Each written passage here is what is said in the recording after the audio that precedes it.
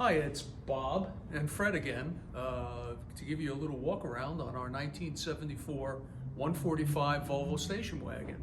Yeah, I'm gonna pop the hood, Fred. We'll take a look.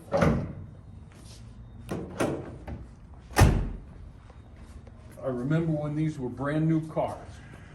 It was, in 1974, it was the state-of-the-art fuel injection, power brakes, and everything on this car works. It is absolutely a time capsule. You can jump into this car, turn the key, and it'll take you anywhere you want to go. Well, with a few exceptions. As long as you don't want to get there in a big hurry. That's true. Okay.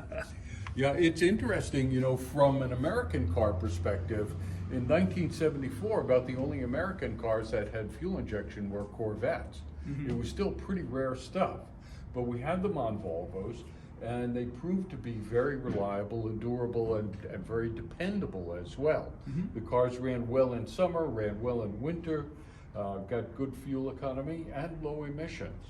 So that's part of what put Volvo on the map. Now this car here is almost 50 years old at this point, and while it's not in showroom condition, it's a very solid car underneath. It's what we would call a good driver.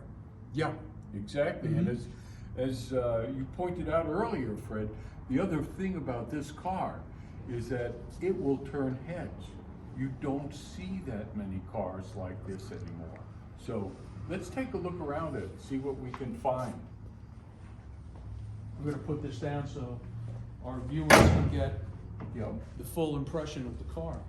Okay, it's got good old 15-inch steel wheels. It actually has bumpers. Remember bumpers? That you could see them as standalone. And it also has all the original bumper stickers, so you can park on Cape Cod in 1986 without any problems. You're paid up. It's kind of fun. People tend to forget about those kind of things. But if you look at the interior, we always had bucket seats in Volvos. That's simply how they were. And of course, we have the famous Volvo 3-point self-adjusting seat belt that at this time was still a little bit of a novelty, but that actually changed the whole safety configuration of cars across the world.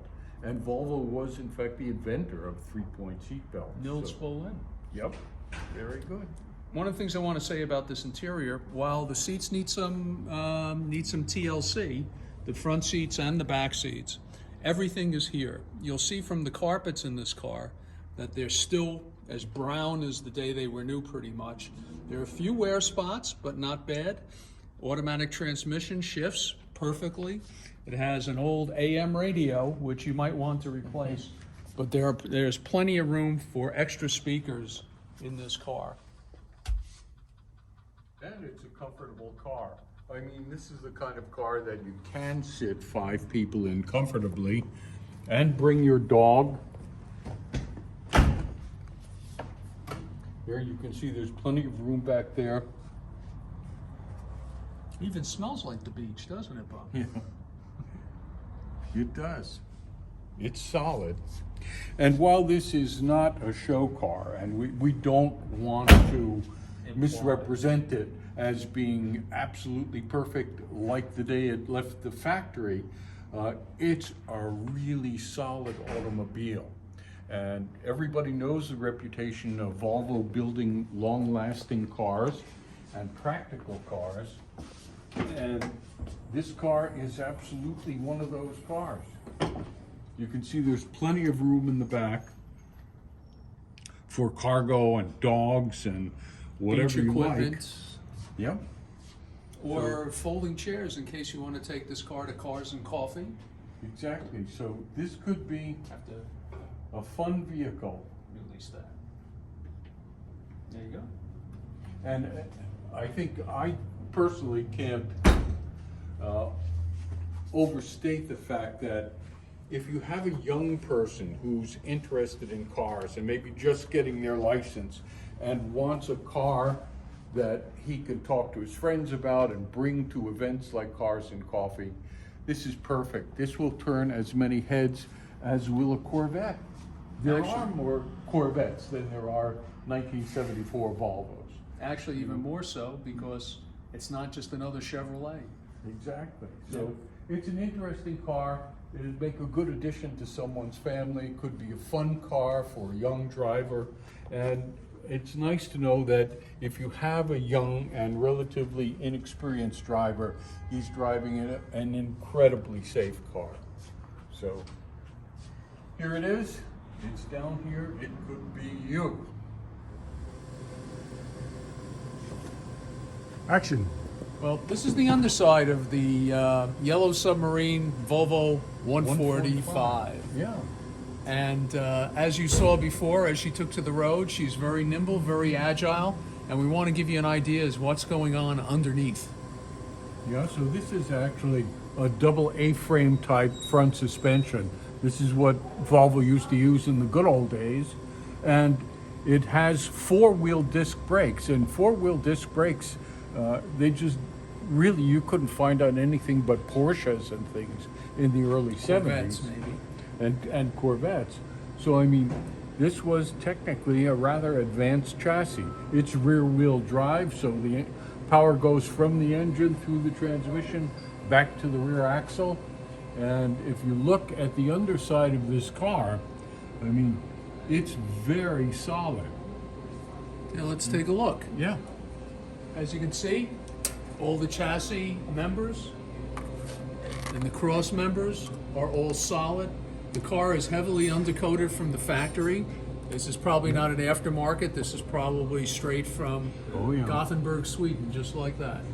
Floors are solid. No signs of rust or rot anywhere in this car. Yeah. Center drive shaft carrier to make sure there's no vibrations. Oh, one thing I did forget on the front suspension, front anti-sway bars, Yeah. rear anti-sway, panhard bar, Yep. no anti-sway bars on the station wagons, however. Yeah. Sorry, Bob. Again, rear disc brakes.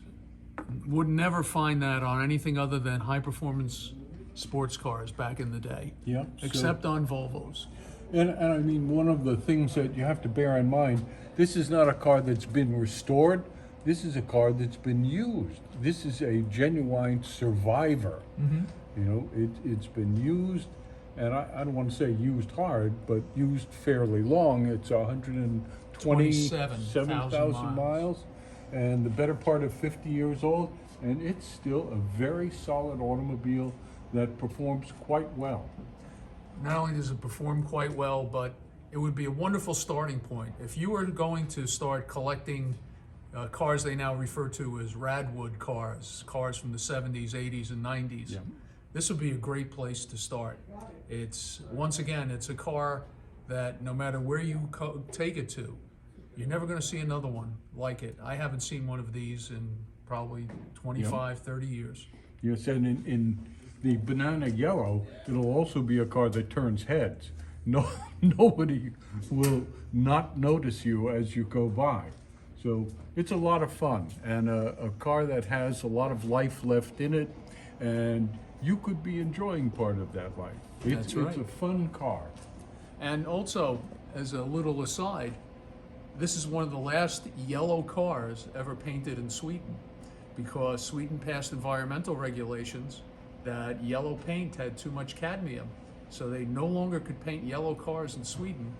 Any Volvo you see after 1975 had to be painted either in Belgium.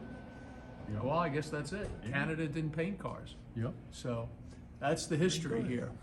And this is our yellow submarine. And again, challenge you to find any rot on the bottom of this car. And it's a car that has real bumpers.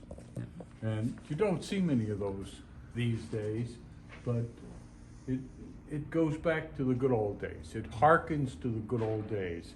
And it was cars like this that actually helped Volvo become a part of society, much bigger and much more meaningful than the number of cars that we sold. We sold well fewer than 50,000 cars a year at this time. And yet everybody thought of their Volvo as part of their family with their I Love My Volvo stickers, and we did a lot of product placement in the 80s and what have you, and made Volvos a part of American society. They defined a certain period and class of people. They rapidly became identified with educators, intellectuals, successful managers and business people, lawyers, doctors. Exactly. And that People was- wore tweed jackets with shoulder patches and smoked pipes. Mm-hmm. But it also meant that you were honest and family oriented. And that, in large part, was due to the work that we did in putting cars in film production and TV placement. Mm-hmm. And you'll notice if you turn on any TV or any movie, the people who drive a Volvo are always the good people, the people you can trust, who are family oriented. And that became literally directorial shorthand. If you wanted to quickly establish that a person was a good person, you put them in a Volvo. Yeah, you could Yep. do character development just by Exactly. putting them in a Volvo. Very good. So Here it is. that's it. And this is Bob Austin Yep, and and Fred Fred Hammond Hammond. from Paul's Motors in Hawthorne, New Jersey. Stop by and take a test drive in the Yellow Submarine.